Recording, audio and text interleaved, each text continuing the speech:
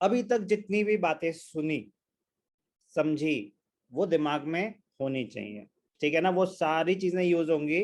अब जो हम कॉन्सेप्ट करने वाले हैं उसमें कब कौन सी एडजस्टमेंट यूज होगी ये नहीं पता, तो इसलिए आपको इंडिविजुअली सारी एडजस्टमेंट्स पता होनी चाहिए।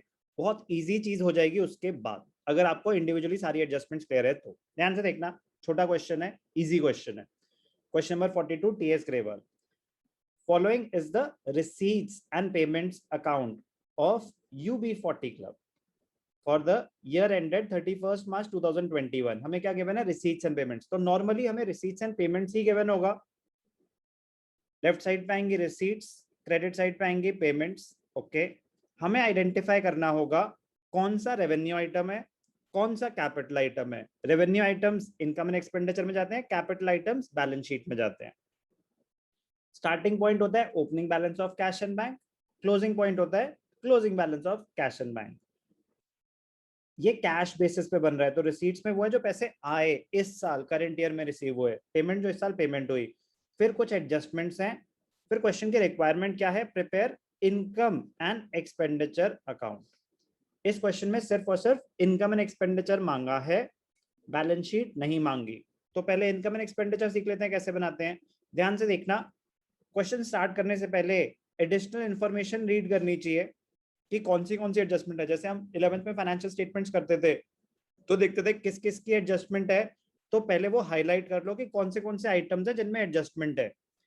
तो outstanding subscriptions for the year ended 31st मार्च 2021 55,000 है, तो सब्सक्रिप्शंस की एडजस्टमेंट है। क्या होगा वो बात की बात है, बस स्टार लगा दो कि एडजस्टमेंट है। Outstanding salaries and wages, payment side पे सैलरीज एंड वेजेस आ रहा है, एडजस्टमेंट है। डेप्रिशिएट स्पोर्ट्स इक्विपमेंट बाय 25%, तो स्पोर्ट्स इक्विपमेंट एडजस्टमेंट है।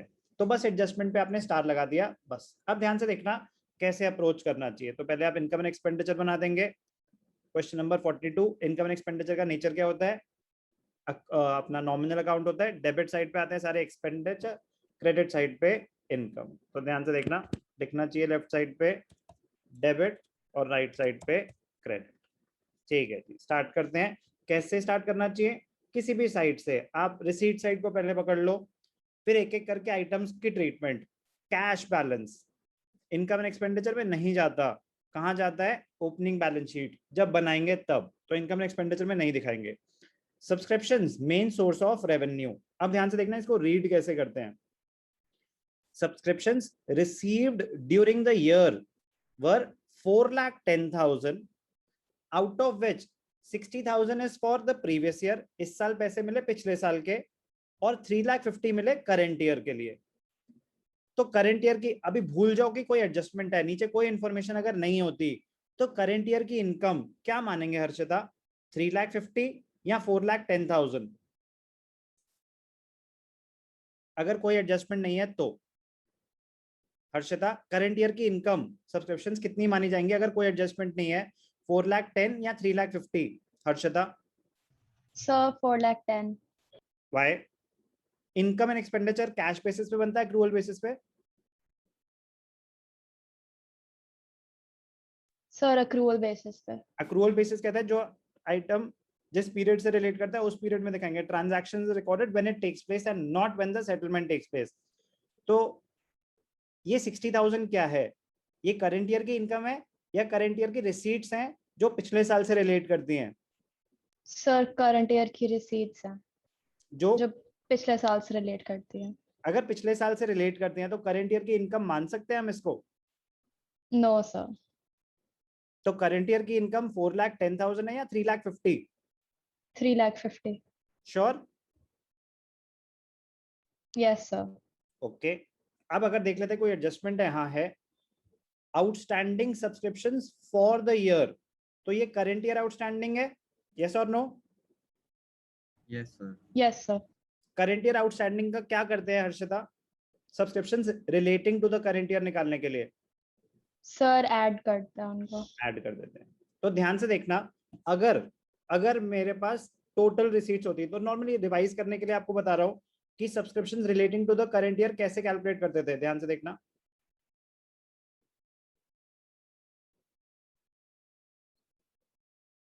जरूरत नहीं है इसमें, क्योंकि इसमें तो बड़ी सिंपल वे में ही दे रखा है, हम डायरेक्टली दिखा सकते थे।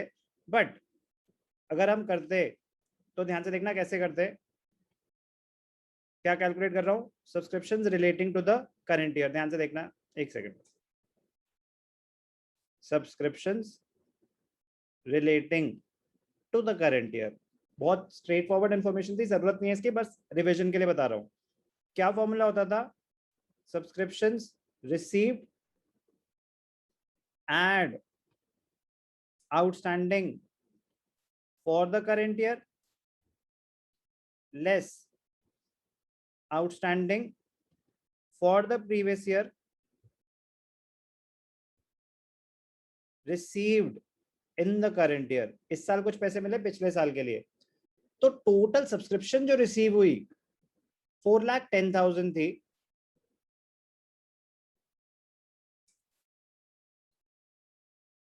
कितनी रिसीव हुई, 4,10,000 सब्सक्रिप्शन रिसीव्ड। क्या हो गया इसको,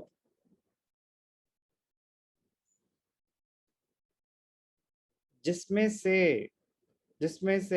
60,000 50,000 पिछले साल की थी, 60,000 पिछले साल की थी, करंट ईयर की 55 आउटस्टैंडिंग है।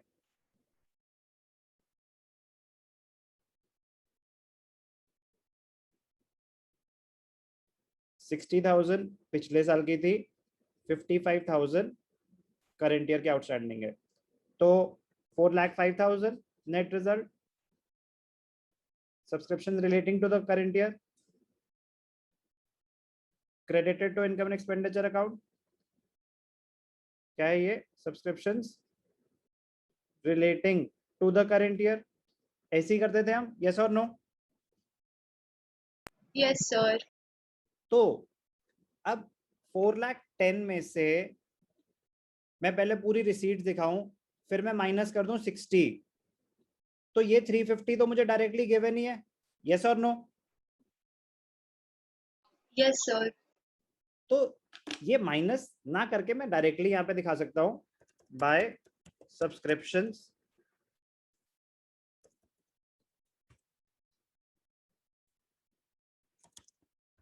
Received for the current year.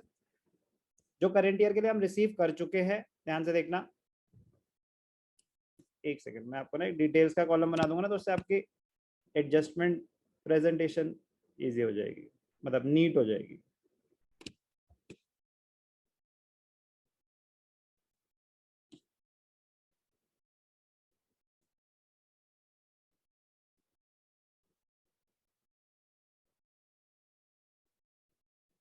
ठीक है, subscription receive for the current year 3,50,000 add outstanding for the current year. कितनी आउटस्टैंडिंग थी करंट ईयर की, 55,000, तो आउटर कॉलम में 4,05,000। मैं 4,10,000 दिखा के माइनस भी कर सकता था और डायरेक्टली 350 से भी स्टार्ट कर सकता था। 350 से क्यों स्टार्ट कर सकता था डायरेक्टली, क्योंकि उन्होंने खुद ही दे रखा है, तो 410 में से माइनस करके करूँ या 350 डायरेक्टली दिखा दूं, फिर 60 माइनस करने की जरूरत नहीं है।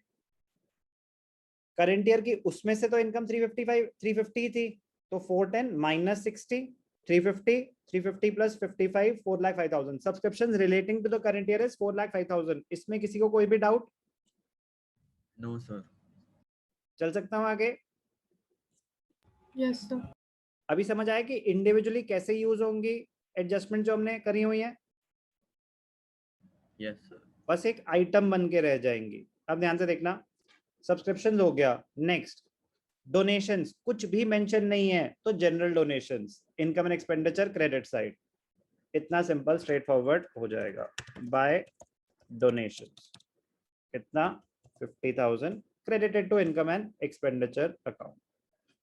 एंट्रेंस फीस कुछ मेंशन नहीं है, रेवेन्यू रिसीट होती है, credited to income and expenditure account, 80,000 income and expenditure credit side by entrance fees 80,000। तो रिसीट्स हमने सारी कवर कर दी, ठीक है, और कोई एडजस्टमेंट नहीं है, रिसीट्स कवर्ड। अब पेमेंट्स में आ जाओ एक एक करके। सैलरीज एंड वेजेस एडजस्टमेंट है, आउटस्टैंडिंग है, तो आउटस्टैंडिंग सैलरीज एंड वेजेस 40,000, तो आउटस्टैंडिंग एक्सपेंसेस पेमेंट साइड 160 तो पे कर चुके हो, 40 अभी भी आउटस्टैंडिंग है। तो जैसे हम नॉर्मली एक्सपेंस को दिखाते थे, ऐड कर देते थे आउटस्टैंडिंग, वो उस पीरियड का एक्सपेंस है। तो ध्यान से देखना, टू सैलरीज एंड वेजेस कितना पे कर चुके हो आप, 160 तो पे कर चुके हो, 40 अभी भी आउटस्टैंडिंग है। तो इनर कॉलम में दिखाएंगे 160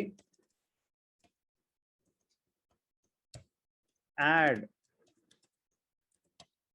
आउटस्टैंडिंग वेजेस कितना, 40,000। आउटस्टैंडिंग ऐड करते हैं, क्यों? जर्नल एंट्री क्या होती है आउटस्टैंडिंग एक्सपेंसेस की? Expenses account debited to outstanding, तो एक्सपेंसेस बढ़ जाते हैं तो एक्सपेंसेस में ऐड कर दो।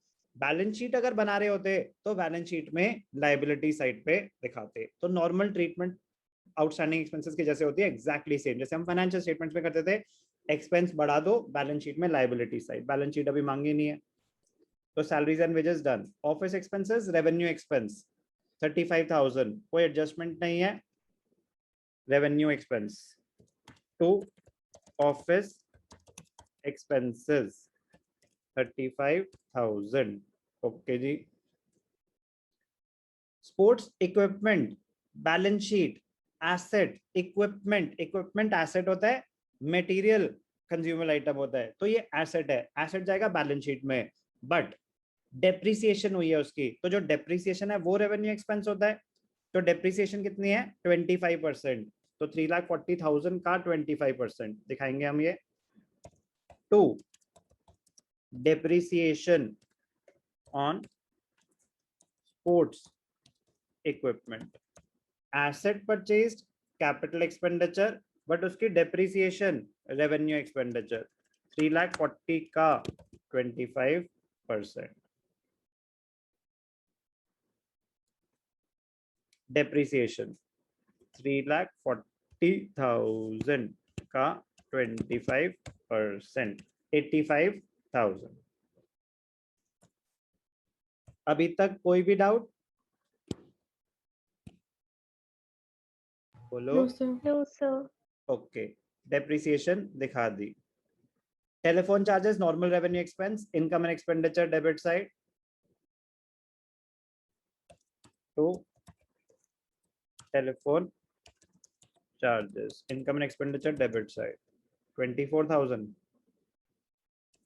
24,000। Okay, electricity charges normal revenue expense 32,000 to electricity expenses 32,000. Okay, traveling expense again revenue expenditure 65,000 to traveling expenses 65,000। अब ध्यान से देखना, पहले देख लेते हैं कोई एडजस्टमेंट तो नहीं रह गई। आइटम्स एक एक करके टिक मारेंगे तो सारे हमने दिखा दिए। Ticking is very important. ये तो क्लोजिंग बैलेंस है, ये कहाँ चला जाएगा, क्लोजिंग बैलेंस शीट में कैश एंड बैंक का। हमें सिर्फ इनकम एंड एक्सपेंडिचर मांगा था।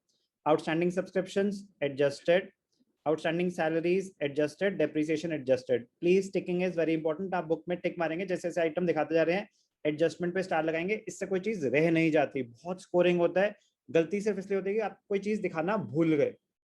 तो अभी इनकम एंड एक्सपेंडिचर था, आगे जाके हम बैलेंस शीट भी बनाएंगे तो और ज्यादा ध्यान देना होगा। क्वेश्चन सिर्फ लेंदी होगा, मुश्किल नहीं होगा। एडजस्टमेंट्स तो अगर आपको आती हैं तो ये बहुत इजी, बहुत स्कोरिंग, बहुत इंटरेस्टिंग है। मार्क्स लाना इजी है अगर आपको इंडिविजुअली एडजस्टमेंट आती है तो। क्लोज कैसे करेंगे, अब ध्यान से देखना। इनकम एंड एक्सपेंडिचर का नेचर क्या होता है, ध्यान से देखेंगे। इनकम एंड एक्सपेंडिचर का नेचर क्या होता है, it is a nominal account. Nominal account का रूल क्या होता है, debit all expenses and losses, credit all incomes and gains. तो क्लोज कर रहे हैं, अगर डेबिट्स ज्यादा हैं तो आपका लॉस हुआ है। यहाँ पे लॉस को बोलते हैं डेफिसिट, तो डेफिशिएंसी, डेफिसिट। तो यहाँ पे बोलेंगे अगर डेबिट ज्यादा है तो यहाँ लिखेंगे बाय डेफिसिट, ब्रैकेट्स में लिखेंगे excess of expenditure over income. Expenditure ज्यादा था इनकम से, अगर डेबिट ज्यादा है तो। अगर क्रेडिट्स ज्यादा हैं तो वर्किंग नोट में आपको कैलकुलेट करना पड़ेगा कि क्रेडिट ज्यादा है या डेबिट ज्यादा है। तो जैसे इस केस में क्रेडिट्स ज्यादा हैं तो प्रॉफिट मेकिंग ऑर्गेनाइजेशन में आता था नेट प्रॉफिट, यहाँ पे आएगा सरप्लस। तो क्रेडिट्स ज्यादा हैं तो आएगा सरप्लस।